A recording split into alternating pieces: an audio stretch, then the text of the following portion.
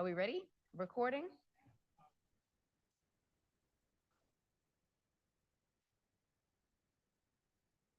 Sounds great. Thank you, Dr. Cushing. Our third regular meeting of the Medford School Committee, February 10th, 2025, at 6 p.m. will come to order. Please be advised there will be a meeting of the Medford School Committee in the Howard Alden Memorial Chambers, Medford City Hall, and via remote participation. This meeting is being recorded. Can be viewed on Medford Public Schools YouTube channel through Medford Community Media on your local cable channel, Comcast 9, 8, or 22, and Verizon 43, 45, or 47. Participants can log or call in by using the following Zoom link. Meeting ID is 960-8065-7355. Member Rousseau, if you could please call the roll. Member Brantley. Member Graham. Here. Member Antapa. Here. Member Olapate. Here. Member Reinfeld. Member Rousseau present. Mayor Lungo-Kern. Present, 7 present, 0 absent. Do we have any student representatives on the call if we know? Okay, not yet. If we may all please rise to salute the flag. I pledge allegiance to the flag of the United States of America and to the republic for which it stands, one nation, under God, indivisible, with liberty and justice for all. We have number 3, good of the order. Hearing and seeing none, we do have a consent agenda. It's approval of bills and payrolls, approval of capital purchases, approval of grants, approval of donations. Medford High School Orchestra musical instruments, $1,000 donation by Medford residents, and National Speakers Association Conference, $177 donation by Elizabeth Gomez for 3 speech and language pathologists. Approval of field trips, Winter Guard trip to Bethlehem, Pennsylvania for national competition, and then the approval of meeting minutes, which is a regular meeting, January 27th, 2025. Is there a motion for approval of the consent agenda? Member Graham? Motion to sever the field trip approval for the Winter Guard. Motion to sever by Member Graham, seconded by Member Reinfeld. All those in favor? Aye. All those opposed? Field trips has been severed. Is there a motion for approval for the rest? Motion to approve. Member Lapade, seconded by Member Intapa. All those in favor? All those, you want a roll call? Roll call. Member Rousseau, thank you. Member Brantley. Member Graham. Yes. Member Antapa. Yes. Member Olapate. Yes. Member Reinfeld. Yes. Member Rousseau, yes. Mayor Lungo-Kern. Yes, 7 in the affirmative, 0 in the negative. The consent agenda is approved. Member Graham, do you want to take approval of the field trips when we go to get to your resolution on this, or do you like to take it out of? No, I just had a question about this proposal that I wanted to be able to ask before we approved it. So my question is, this memo is seeking approval for the out-of-state field trip. Is that correct? But it is not making an ask for funding. Is that true? That seems correct from what's on the agenda. Okay. That's all I needed to know. Motion to approve. Okay, motion for approval by Member Graham, seconded by, okay, so this is just for the actual field trip allowance by Member Graham, seconded by Member Reinfeld. All those in favor? Aye. All those opposed? Motion passes. We do not have any reports of subcommittees. We have report of our superintendent, proposal to update MHS graduation and competency determination requirements. So I'll turn it over to you, Dr. Galusi, our interim superintendent. Thank you very much. I'm just going to give 1 minute for Dr. Cushing's going to help me by displaying the slide deck.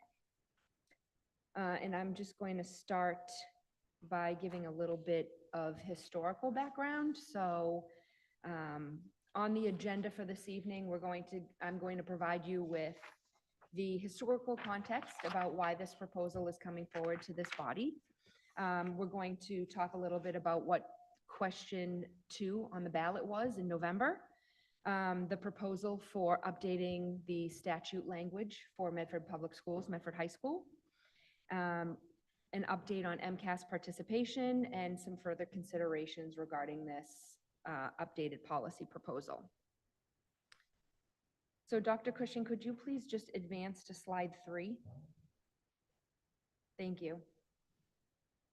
Much appreciated. So just as a brief,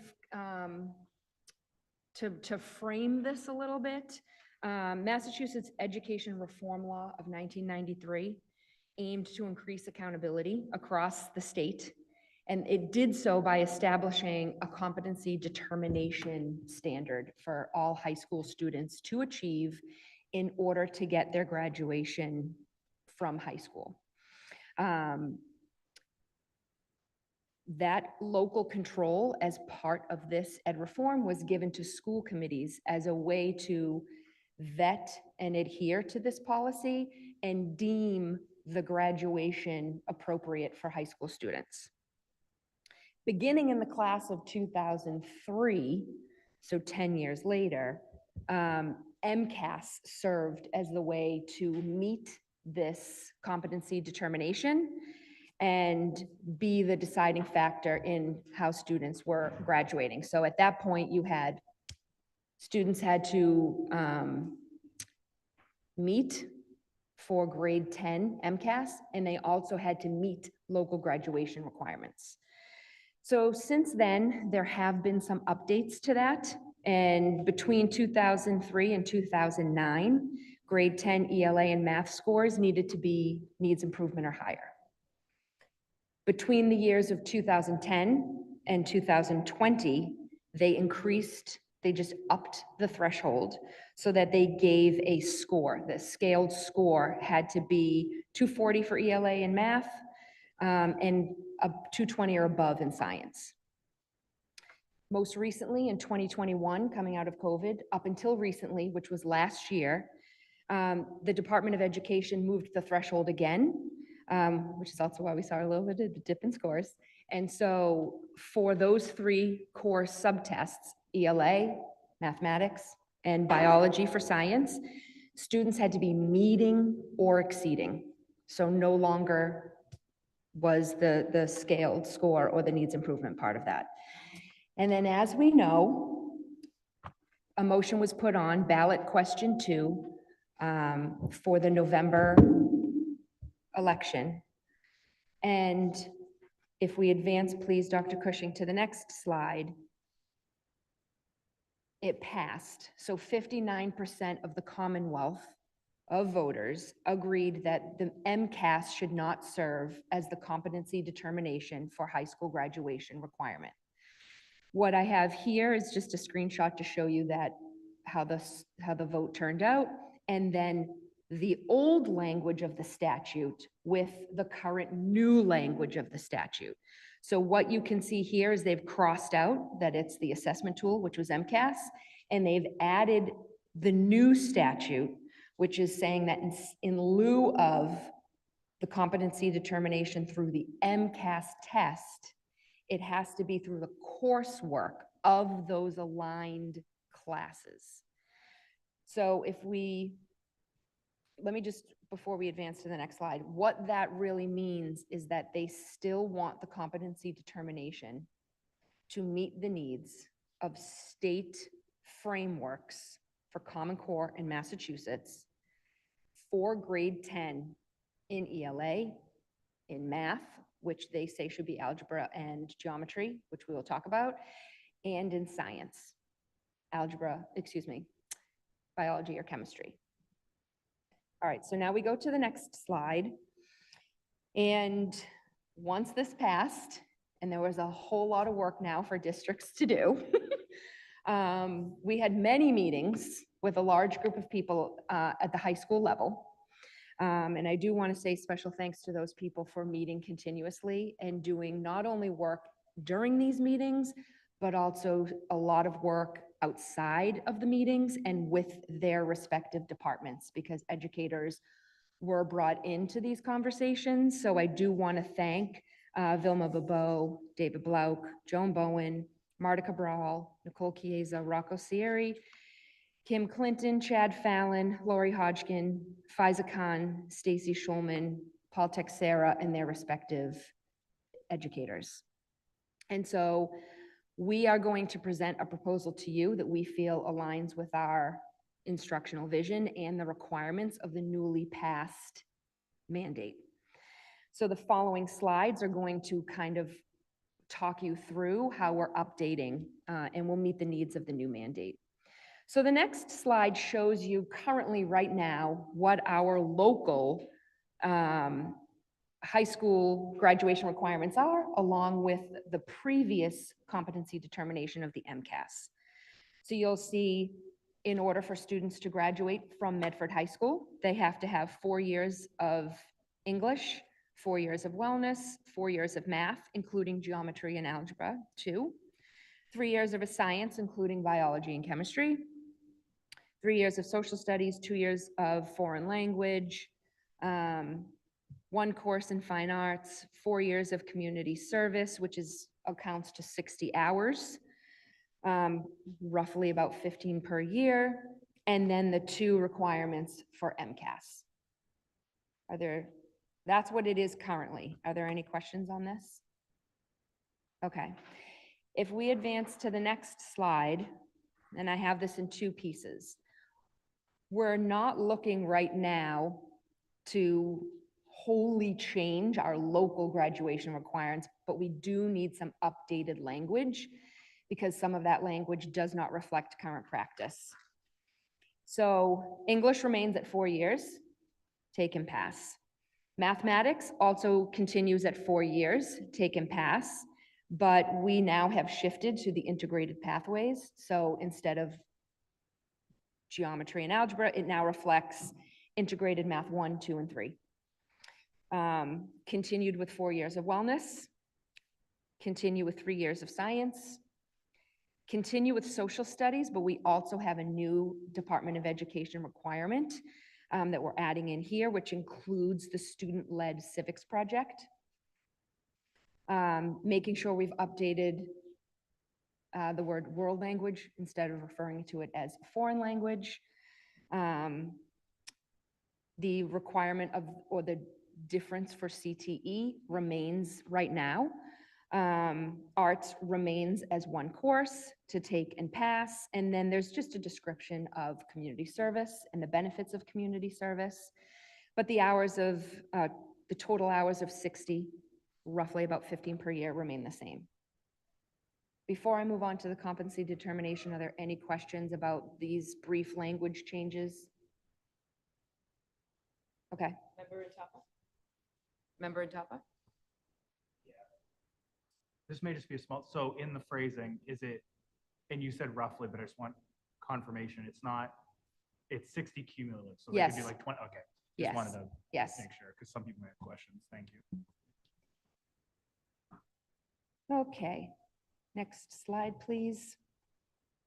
All right, so the competency determination, we want to make sure that we have the language of the statute in there. So that's just the language that's at the top, so that it's very framed, what the new statute states, where it is coming from, and how Medford is going to address the competency determination. So if students have previously earned this through the taking and passing of MCAS or the grant of an appeal process, then they have already earned their competency determination. So for students that have not, or moving forward, we are saying that students would earn that through the successful completion of grade 9 and 10 English Language Arts coursework as aligned with Massachusetts curriculum frameworks, that they would take, students would complete and pass grades 9 and 10 math coursework, integrated math 1 and integrated math 2, aligned with the Massachusetts curriculum frameworks, the successful completion of high school biology coursework, aligned with the Massachusetts curriculum frameworks, and participation in MCAS, ELA, math, and biology tests as assigned. And for students that receive a not meeting expectation score, that they would just participate in at least one retest. I'm going to kind of explain that a little bit more as we move on.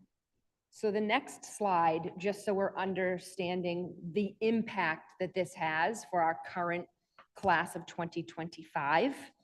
As previously stated, if they have already earned their competency determination by taking and passing the grade 10 ELA math and biology, they're all set. They've met that competency determination, and provided that they've met the local graduation requirements, they will be all set to graduate. For students who have not earned their competency determination currently, then we have already been going back to do some of that vetting to see if they have successfully taken and completed those courses before. And the conversation and the communication with the caregivers is ongoing for the very small group of students that we've already identified. The next slide, because I think it's very important just to kind of frame, is that under ed reform law, which started as No Child Left Behind, then moved to Race to the Top, and is now still ESSA, Every Student Succeeds Act, there's compliance that is put from the federal level onto the states to make sure that we are adhering to Common Core, to local frameworks. And so the participation in MCAS has always been a requirement and continues to be a requirement for us. And participation is not optional. Students should be taking the MCAS.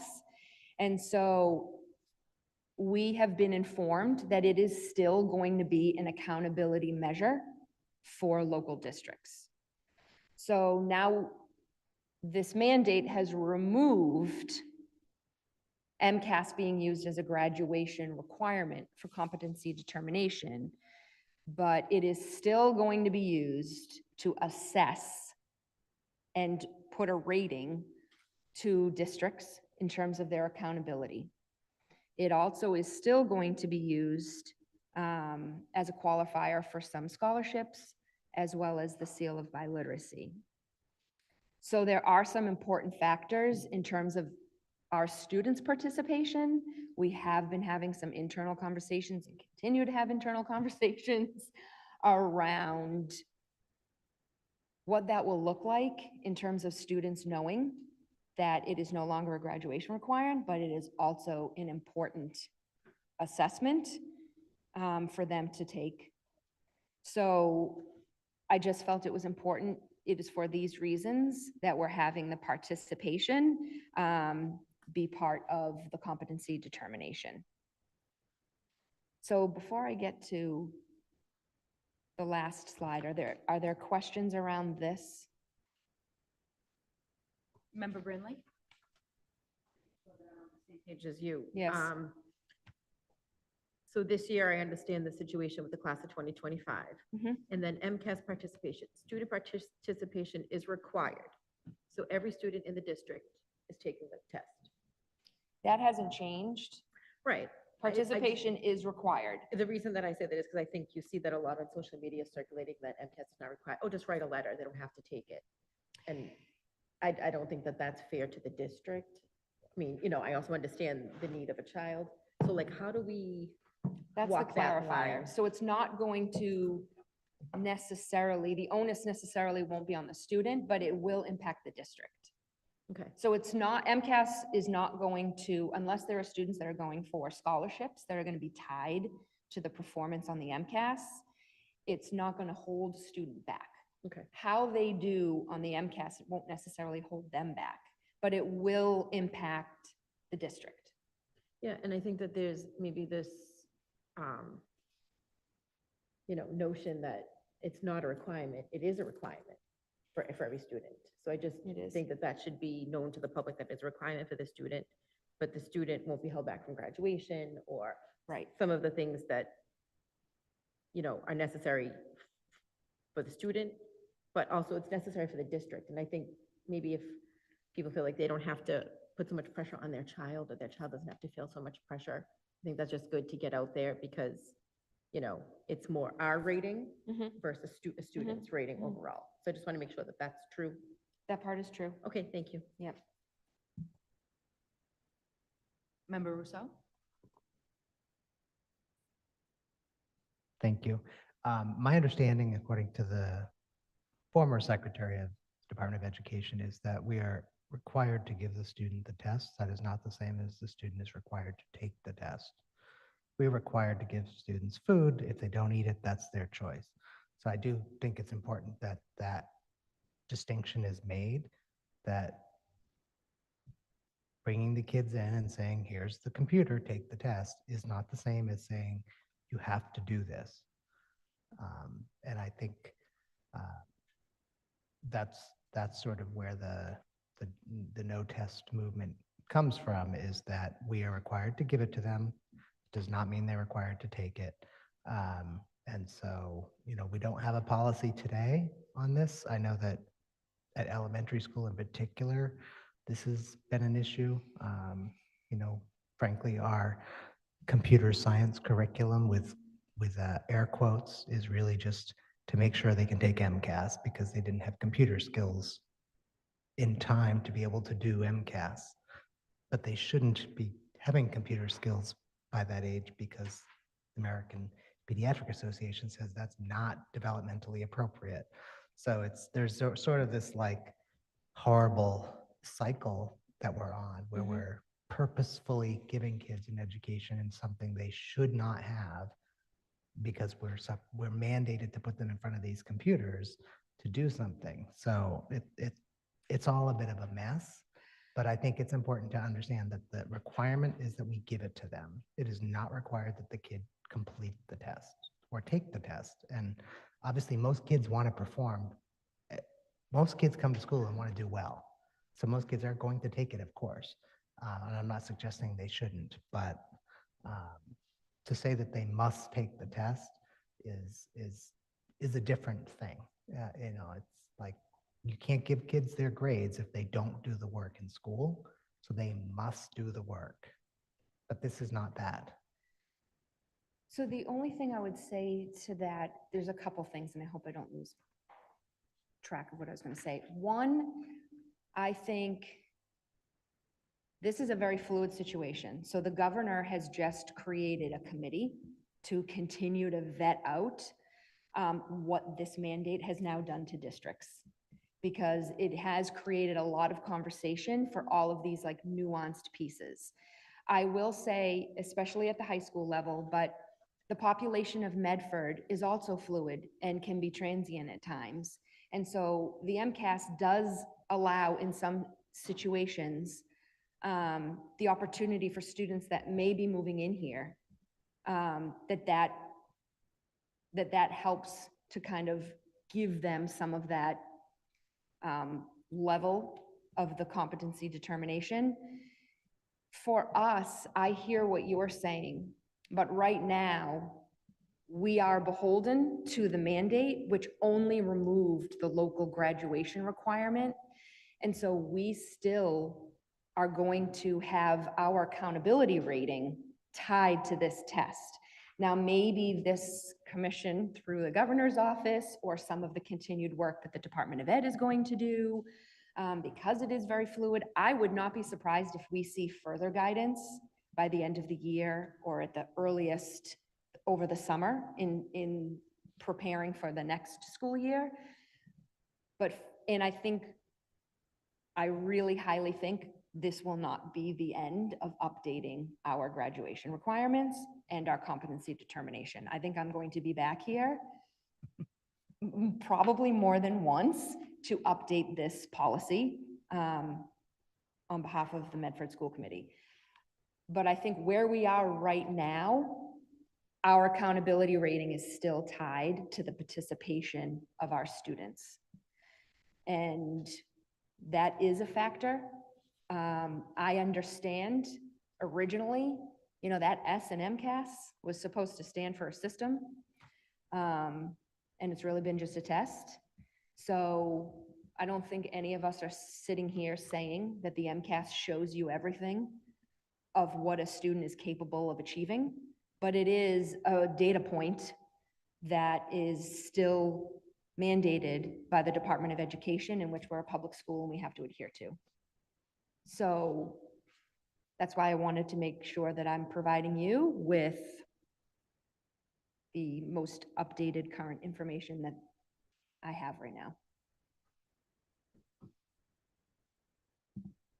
Thank you, Dr. Lucy. So there's one last slide I can talk through, and then if there's further questions, we can still talk about it. But there's just further considerations that we have had conversations for. Some of them are ongoing. And so just so that you understand the complexity of it, we have had conversations around transfer students in terms of obtaining that competency determination if they come into us, let's say in 11th grade or in 12th grade.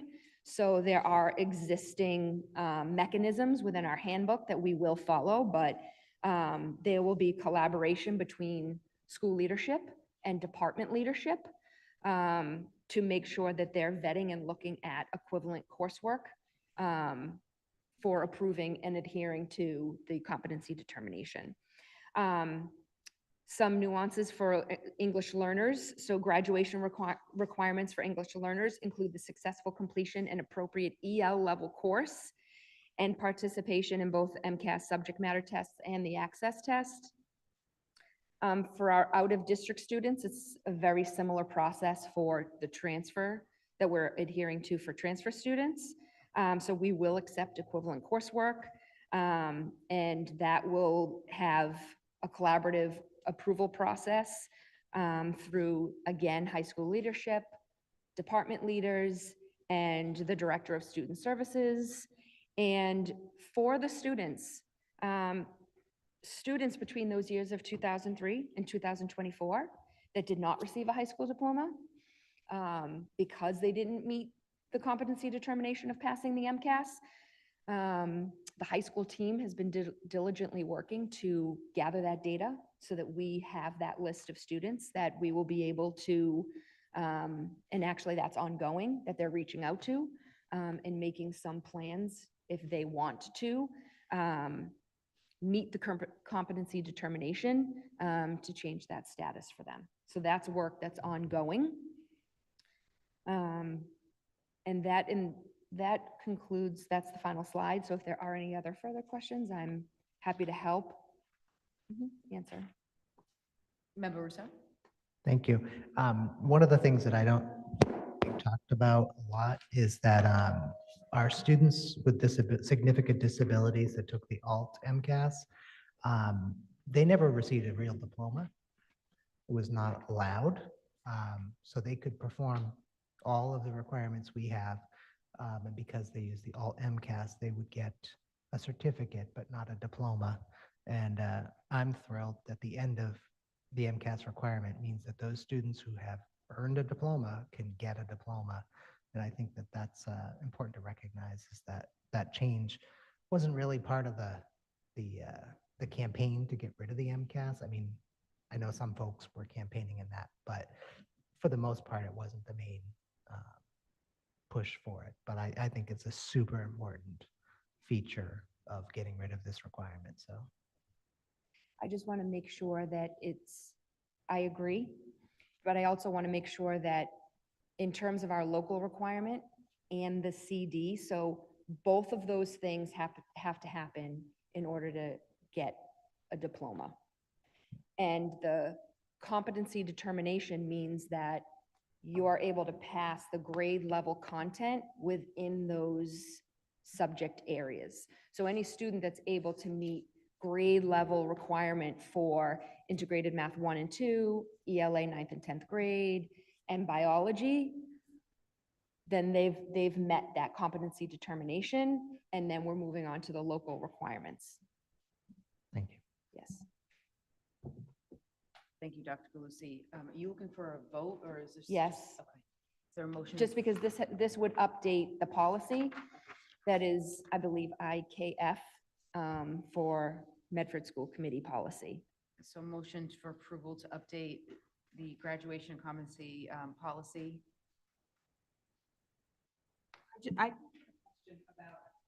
Member I was Reinfeldt. potentially going to motion to take 2025-03 out of order because that either seems to be a sending this to the subcommittee or just updating the policy. So I see this is coming up on the agenda, but maybe Member Russo could clarify whether this is a policy update or a recommendation to send it to the subcommittee.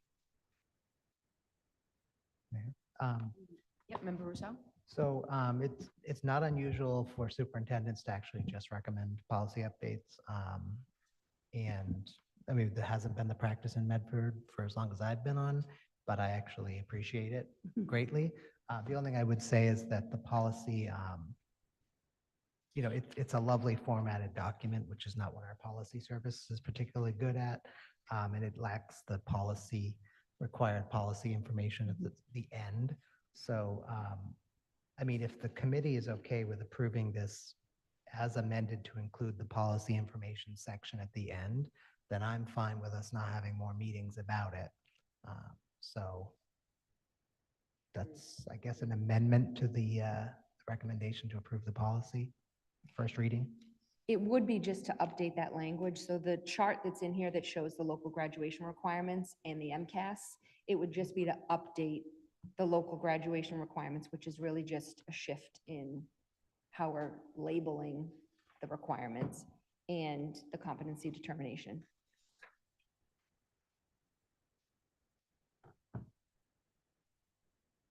I mean, I kind of do want to just send this still to subcommittee just because like the current policy is, refers to 2004 and 2005.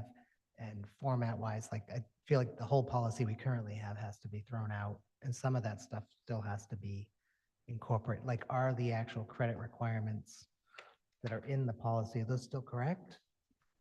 Yes, Okay, well, that's they Good- reflect to the know. current need and practice right now. okay. I mean, based on that, I don't think we need a subcommittee, but I do think that like bringing this back in the proper policy format next time Sure. makes sense to me, if that's okay with the members. But well, it needs 2 readings anyways, so. Okay. we So can- for the next meeting, I can put it in that format. Yeah, no, I can help you with that. No problem.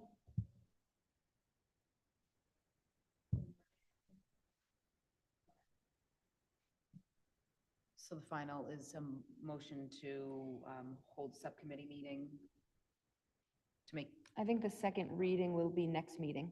okay, so this, sorry, motion for approval then by Member Rousseau, seconded by Member Lapade. All those in favor? Aye. All those opposed? Okay, motion passes. Thank you. for Thank the you. Good presentation, Dr. Galusi. We have another report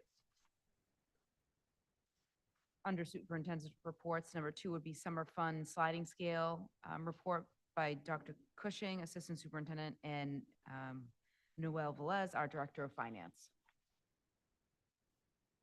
Good evening, Madam Mayor and members of the school committee. As you may remember, 2 weeks ago, we had a motion for a summer fund budget and also to include the exploration of a sliding scale and rate. So tonight, I'm here to discuss that. So first, all the information contained in this report is shared from the previous report, is shared at the bottom, just for context, in case you need it. Also on the call with Noel and myself this evening is Mr. Petrellis, the director of the program, so he can jump in and add any. He wished he could be in person, but more than fine having him virtual. So just want to get into it right away. So annually, the summer fund begins with a 0 budget. We're changing our practice on that beginning in FY26 so that we can start having Medford's summer fund program be a self-funding, self-sustaining program as it has been, but so that the revenue is not just lumped in with all community schools, that the program can build year over year, can really look at programming and those things, and enhancing programming. Summer Fund provides 9 hours of childcare per week, every day, 9 hours. So currently, the fee is $200 or $40 a day. That makes the per hour cost for childcare $4.44. An increase to $250 makes the rate $5.55, and an increase to $275, which we are taking off the table, makes the hourly rate for $6.11. I wanted to provide the calculation simply because it was in there last time, but there seemed to be very little appetite for that at that point. Rate card requested is $50 to $250, but we will go through the rest of it. So last year, we had 249 students who participated in multiple weeks of summer fun. Some students may have participated less than a full week at some point. That's 15 students. But 17 enrollees were there for all 6 weeks of the program last year. All right. Staffing, there were a total number of 25 staffers. That staffing level, and Mr. Petrellis, if you want to jump in on any point, that staffing level may have fluctuated, all right, based on the number of enrollees, but the maximum number of staff that were employed was 25 counselors, an assistant director of 2, and director of 1. And counseling fluctuates week by week based on demand. Here you have the specific enrollments with the payroll as well. So just as an example, first week, 71 students. The tuition that week is $160 because it goes up against the 4th of July week. That holiday we don't charge people for. I put in potential just because of some checks that may have not cleared, a small number of that. But so $11,360 potential, and our payroll that week was $11,288.67. And you'll see the breakdown of the numbers moving forward. So and then potential revenue versus potential price points based on FY24 numbers. You see the $200 per week, $250 per week, and $275 per week. That is based on the numbers that we had last year. We have no enrollees right now because we have not opened registration. So that's what that is. The overall budget at a glance, I apologize, let me just clear that. So we had, based on last year's numbers, we have an expected revenue this year of hopefully $131,960. This is all based on the 200, I'm sorry, this is for FY20. It's very confusing, even for myself at times, looking at the summer of the FYs as they change. But for the FY25 summer fund budget last year, we brought in $131,960 with checks not clearing in the neighborhood of $1,200 for total summer fund revenue of $130,760. Salaries were $96,280, approximate expenses of $8,000. So total summer fund expenses of $104,280. We then had $26,480 in revenue generated. This does not consider chargebacks that we do for other programs. For electricity and water would be the 2 primary. The payrolls do include the overtimes for custodial cleanup at the end of the day. Potential revenue from other programs, I just want to say that we put this in here so that we're being transparent. Our EL program has students attend after their programs finish. We do not currently charge those families. We consider that to be a real statement of values to support vulnerable populations as well as extended school year programs. And that option is there for families, all right, but we do not currently charge for that. So we wanted to quantify that in some way, but I don't want anyone to think that we're seeking to get these funds. All right. Before I move forward into the sliding scale, Mr. Petrellis or Noel, is there anything you'd like to add or anything that I've missed at this stage? No, I thought you'd done an excellent job. This is Anthony Petralis, by the way. Oh, I can do video today. Yeah, so everything's pretty accurate for what we see on there. I mean, the biggest thing, and Dr. Cushing kind of just stressed it at the end, you know, the EL program, the extended school year program, just to give you an idea how that works. Extended school year, well, the EL program ends around 12 o'clock, and then 2 years ago, we had 20 kids. It was a trial. Last year, double the amount. Just keep in mind, you know, obviously he said it best, like we're not looking to charge by any means to a degree. But I also keep in mind, if I have 135, 140 kids that week, adding on 40 kids in the afternoon brings our numbers up dramatically, you know, so it is a huge undertaking for our program. I just like want to put that out there on top of the other things that I'm responsible for our program. I now become responsible for tutoring schedules with extended school year, getting kids to where they need to go, having a program that comes with us and attaches onto us. So, you know, there is a lot that kind of happens in the afternoon with our camp as well that I'm glad, you know, Dr. Cushing mentioned to everybody.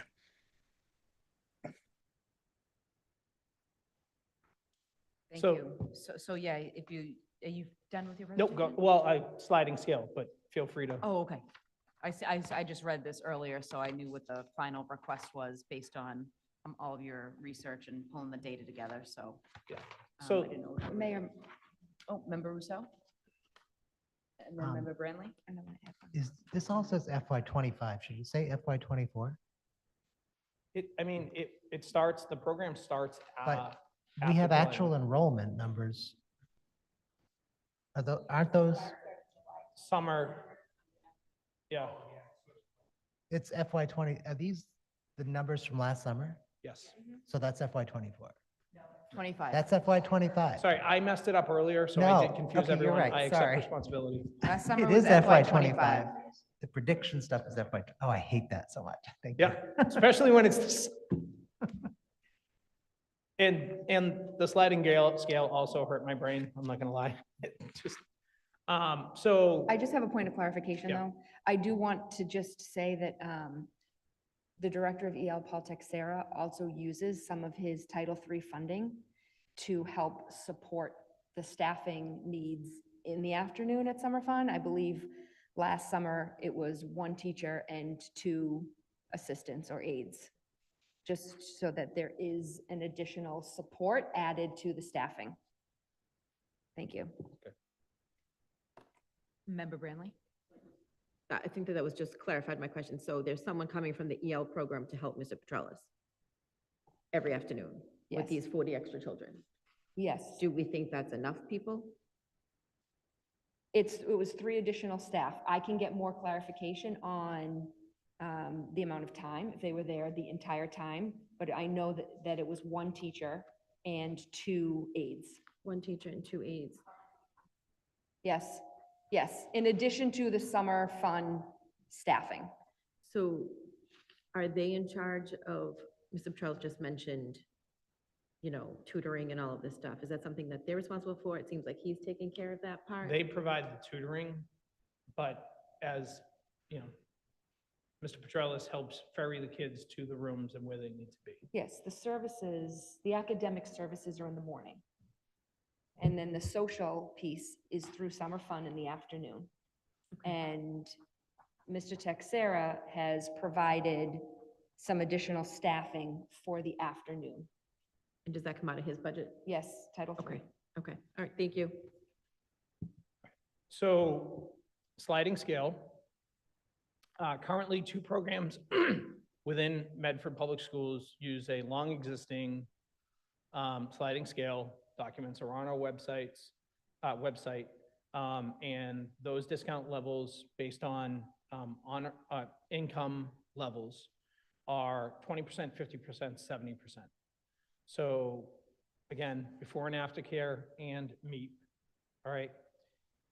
We also took into consideration here, all right, just so that you're aware, we are now a community eligibility provision district when it comes to food services.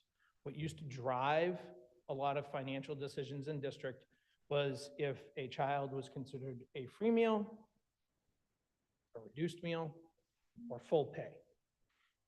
Community eligibility provision only considers, we can get the numbers for reduced, but they only consider free now for part of to be eligible. What the community eligibility provision does is it takes away the burden of parents having to fill out those forms every year. And it also takes away the burden of the district to have to do a verification process of between 5 and 10% of those forms. A random selection every year was supposed to be done of verifications of those forms to make sure, like, if Mr. Cushing filled it out and you did a random sampling to verify that. Currently, 38% of the Medford Public Schools are considered free under the federal guidelines. All right, so 62% are considered full pay. I just use those numbers as an illustration. So if we're to extrapolate those numbers though, and say, well, 38% of students in summer fun, just using statistics, would be probably considered to be free, we'd have to make a decision as to what should the reduction be. Using the 20%, 50%, 70% discount numbers, all right? At 20% at $250, a student would be asked to pay $200, all right? So they would be asked to pay $200 at the 20% level. At the 50% level, they'd be asked to pay $125. At the 70% discount level, they'd be asked to pay $75. The corresponding increase based on a sliding scale for a self-funding program would mean that we would need to basically charge $425 to offset the students at 70% reduction, but then we would not be asking for income from everybody, so it would have to be $425 to make sure that we are covering our costs. And speaking with Mr. Petrellis, that is an exorbitant sum. And what we're recommending is the $50 increase, which will allow the director and the assistant director to maintain affordability for Medford families, and for us to make sure, he offers scholarships now, for us to make sure that that process is formalized, more so than it already may be. And this will also allow us to take a look at the hourly rate of salaries for our counselors and the overall stipend of directors, assistant directors, and others, but then also to expand programming based on the numbers that were previously showed of revenue increasing to about $168,000. I worry with a sliding scale at this point, and not to say that I wouldn't recommend its consideration in the future, but I worry a sliding scale at this point that with right now, summer fund starting with a $0 balance, that the financial burden would fall back on the district or other community schools' operations to try to make sure that we're able to fund the summer fund program for the 6 weeks. If for some reason we misjudge, we over scholarship, or do those types of situations. Member Brenly? What was our rate for non-residents from last time? We had it at 300. It says your non-resident rate is open for discussion, but we recommend $300 at this point. Yeah, So is I that mean, where we've been? no. It no, wasn't it's different. been the This is same. not different. Okay. It's been the same. The same as Medford residents. Yes. If I could just add something, it wasn't until after COVID that the first time we've ever really gotten people outside of Medford very interested. And I mentioned last time, it's a really small number that we have in the course of, a summer. So this is something that's been newer the last couple of years. So it's something we've had to kind of add and adjust because we've never really had kids from the outside the city of Medford attend our camp before. But I also think Mr. Petrellis offers a great program. Now with the addition of the school nutrition program offering meals and snacks, it offers I mean, many of you probably had your children go to it. It's a great program. Member Graham? Thank you.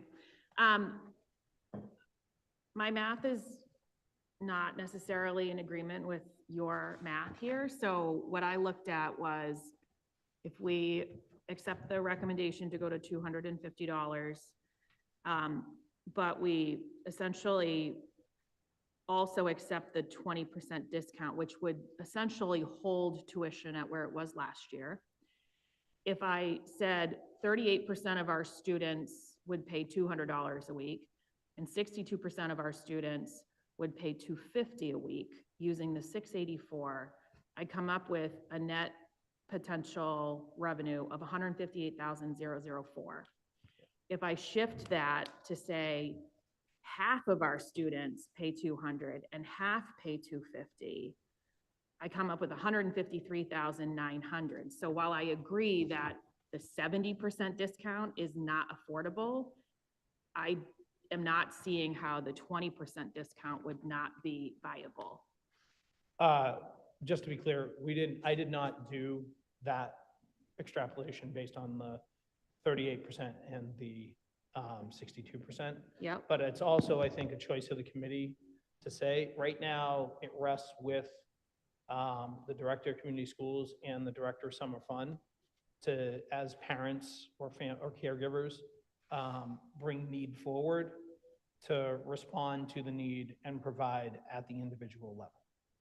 So if a parent, family caregivers make the case that, you know, we really need an opportunity here for our child, but we can't afford it, the program works with them.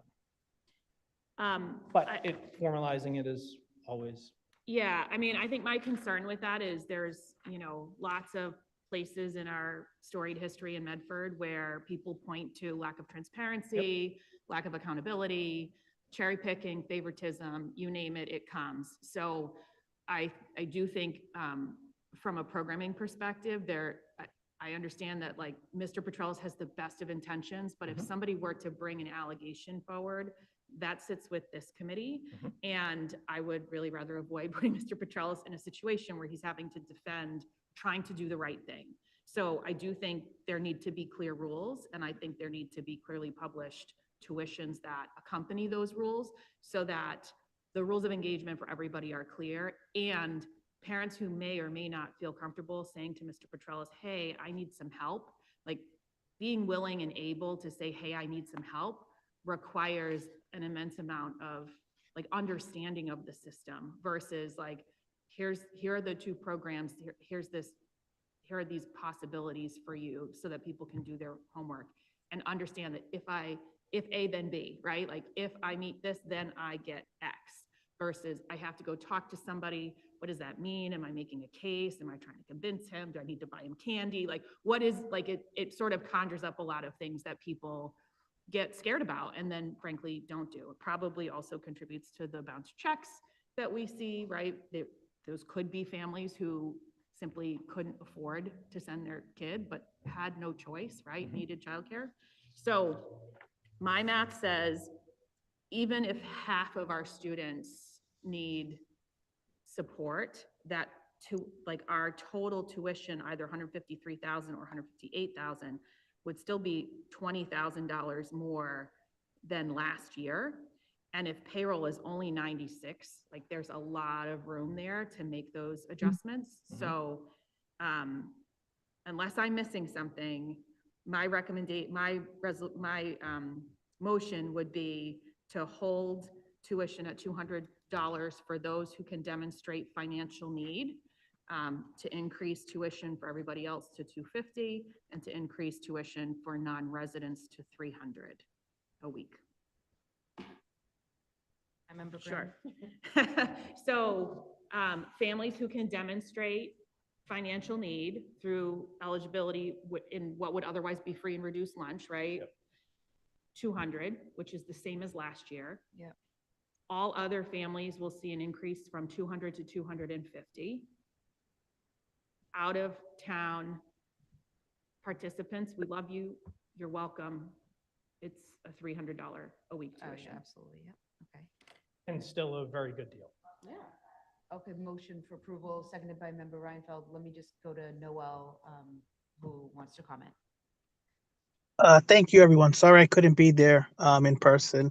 Jenny, thank you so much for what you said.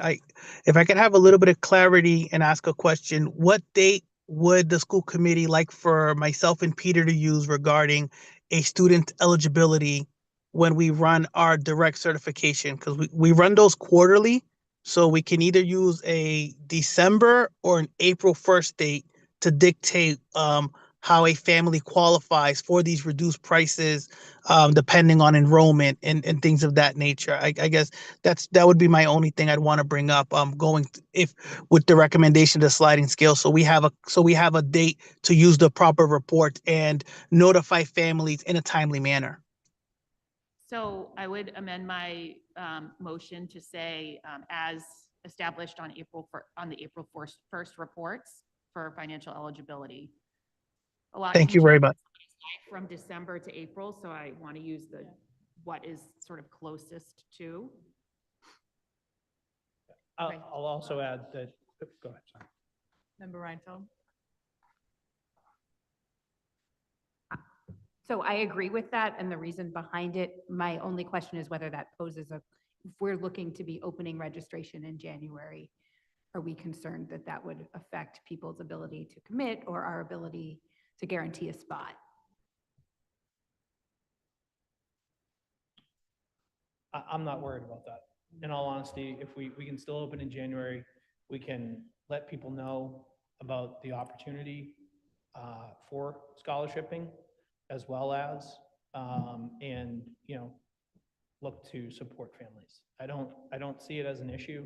I think that by going to January 1st is only going to help families who, April 1st. if you've ever been sitting online for these camps, good Lord. And so we haven't opened registration yet, so once this is finalized, it seems like it's going to be supported tonight, then we're going to advertise and open registration for when? As soon as possible. Okay. Yeah. Member Reinfeld? Will this opening of registration coincide with other summer programs? I don't know if jumpstart dates are set or other This will be early, I think. earlier. Usually start thinking about it in May. Jumpstart dates are finalizing right now. So I think we'll have that update within like a week or two, definitely after the vacation period, if not by the end of the week. The only thing I would say is I don't know, as Director Velez said, the report is run quarterly, so I think we would also have some preliminary information that we could start to have some of the understanding as to where the families are that may need potential support, and then it would be able to be a finalized list as of April.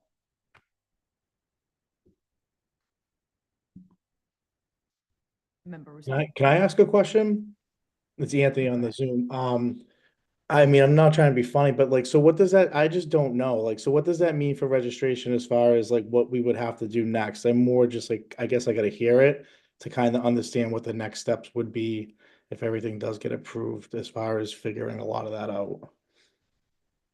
I think we'd update all the forms, and then once everything's ready to go, release it to the public for registration. Okay. Mammogram.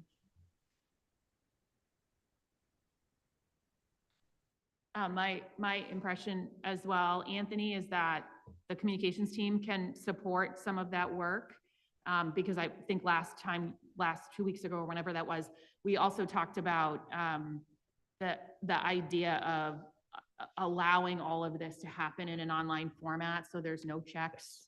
So all of that, I think, is going to require support from Will and the website team anyway. So I think putting all of that together as a package is something that you can expect assistance with from central administration. We have been just so everyone's full transparency, we've been working with our website vendor on 2 specific options. One that is available to us right now through the forms functionality of our website, we already can accept payments. And then we're also looking at an enrollment package with our website as well. Probably more to come on that in the future. But just so that everyone's clear, we're trying to make it so that people don't have to stand in lines, people don't have to write Yes. checks, and that we can move into the 21st century. I do just also want to check through the wonders of modern technology and just wanted to verify, we can run CEP anytime. We run it quarterly, we can run it anytime through our food service director as well. So Great. we will go with the April 1st date because I think that's a good standard, but as families come in, we are able to. Online registration, no more checks. I mean, there will, I think, not to take up any more airtime, but one of the great things about Summer Fun is the ability for a person to walk in. And so I think there will be some level of checks. We'll have to see how a Sure. day of registration can work using the website. However, this should reduce a significant level of stress that has been on Mr. Petrellis in hopefully making this an easier process. Thank you. Yes, once we advertise the right way, more people are bound to do it online and take that stress away. So there's a motion on the floor by Member Graham, seconded by Member Reinfeld, as amended by Member Graham to make it the April 1st reports for eligibility date.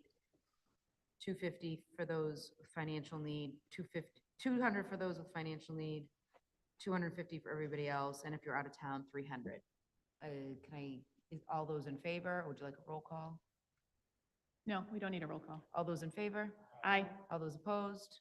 Motion passes. Thank you, And Dr. Mayor, can I just Cushing. make one more comment? Member Graham. If you're going to change the salary stipends associated with the program, can you bring them to us so that we can have an understanding of what those are before they go into effect? Because we are supposed to, I think we're supposed to be in approval of all of those things. Oh yeah, I would not increase the salary or stipend without Yeah, bringing. perfect. Okay, thank you. Yep. Can I ask one more question? I know we just voted on it, but it was something I wanted to ask. I just don't want to be rude and interrupt anybody.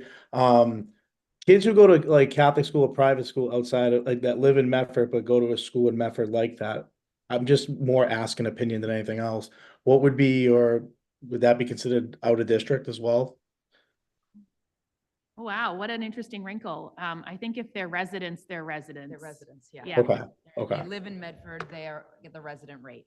But I'd be Okay. super interested to know what the enrollment breakdown is actually, which is a totally separate conversation for another time, but I think that would actually be really fascinating to learn about. But also, Mr. Petrellis, maybe we could work to help recruit those kids back to our school district.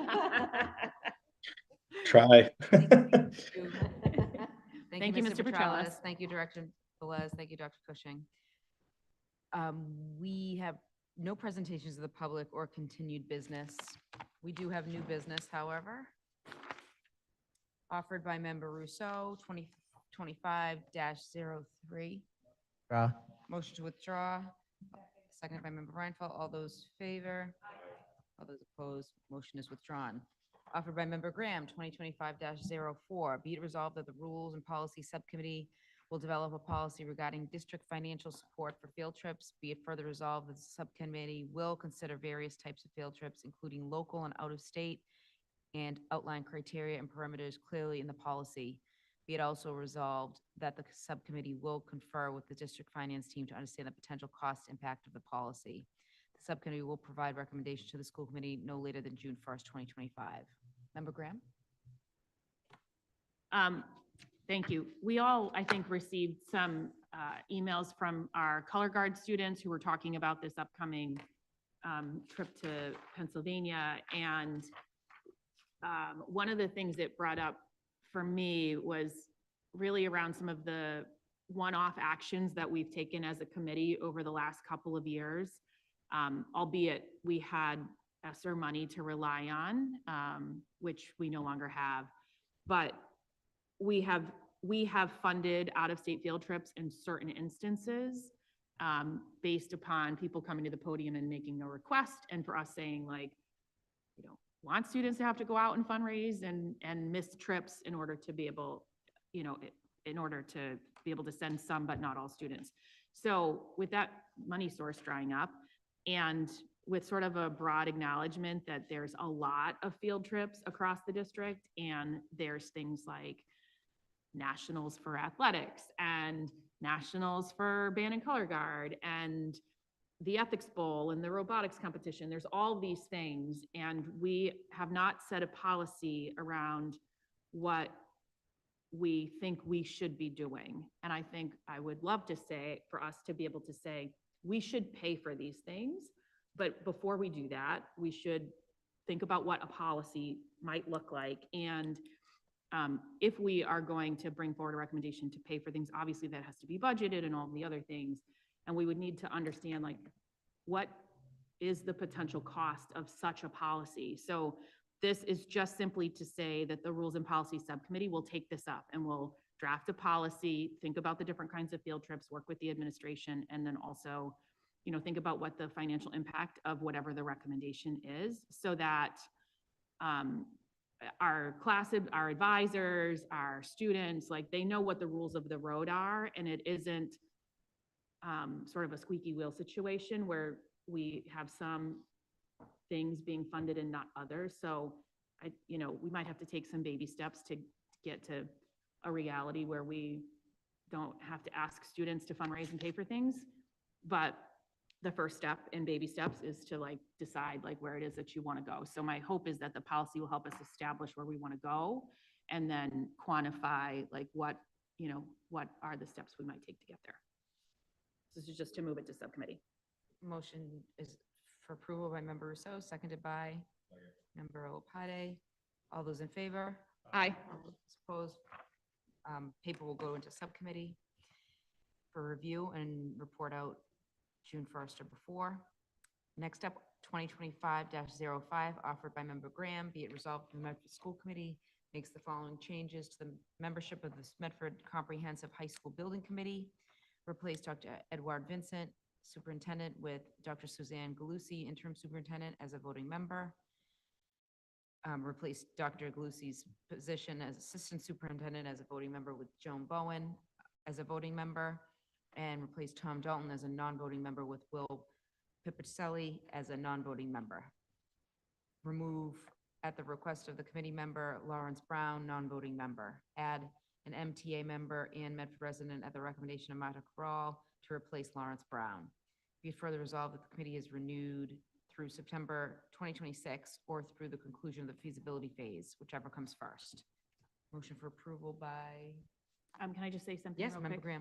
Graham. Just to clarify the addition, with, when we added Mr. Brown to the committee, he told me he was in this for a year. He's newly retired.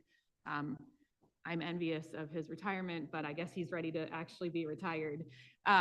So he sort of filled a spot that we talked about being really important, which is some additional voice from the MTA. I did go back through, and there weren't a lot of other potential candidates who are still in the district, et cetera. So this will allow us to go ask Ms. Cabral for a recommendation for somebody who is both an MTA member and a Medford resident. So it's not two people, it's just one. But just an acknowledgement that that's going to happen outside of the initial application process, so that there is somebody sort of filling that space. And then once this is approved and Marta works to identify that person, we'll have to submit this form to the MSBA, which is why we all need to approve it tonight. Wonderful. Thank you for all that work. Motion for approval by Member Graham, seconded by Member Intapa. All those in favor? Aye. All those opposed? Motion passes. 2025-06, offered by Member Graham. Be it resolved, the Medford School Committee enters into the feasibility study agreement with the Massachusetts School Building Authority for the Medford High School project. Member Graham? Yes. So as you all know, we worked really hard to get all of our eligibility information into the MSBA in early July. We worked with them really from July until December on what is called an enrollment certification, which is essentially the head count of students that we will build a high school for. So our current enrollment at the high school is about 1,200 students. And We've worked really hard with them to demonstrate what we see here in Medford in collaboration with the mayor's office and our head of planning and development.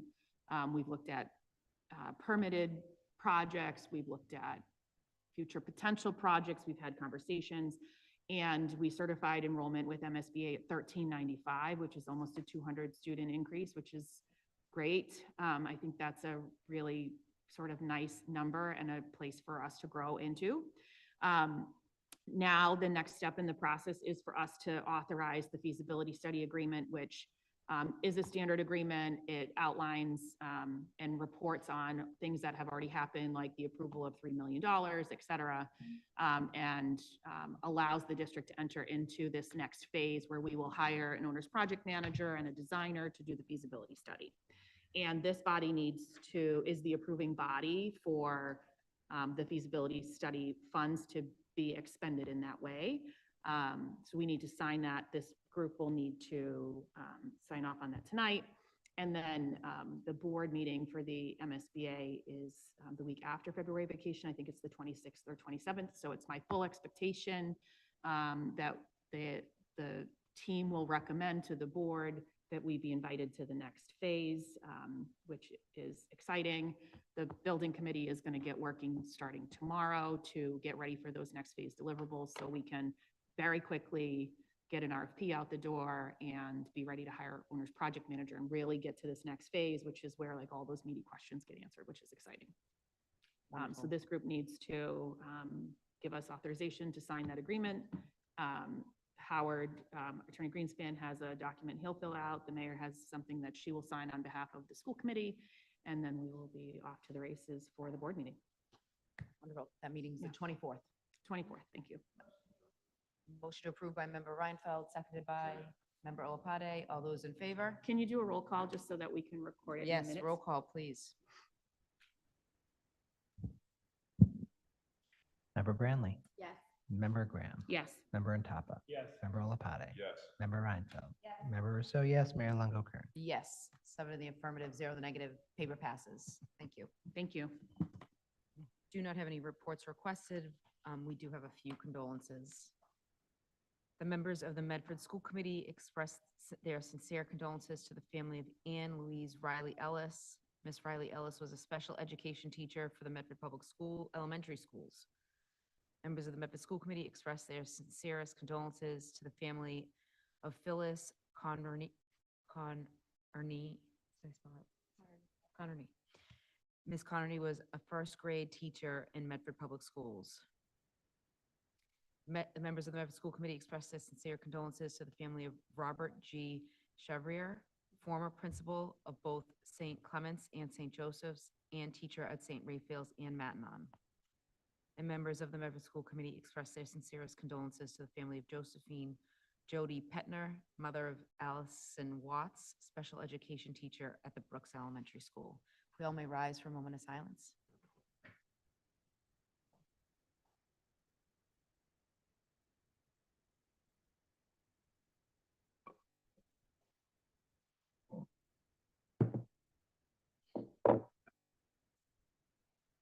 Thank you. Our next regular meeting is Wednesday, February 26th. This meeting will be held via remote participation. Is there a motion to adjourn? By Member Graham, seconded by Member Antapa. All those in favor? All those opposed? Meeting's adjourned. Have a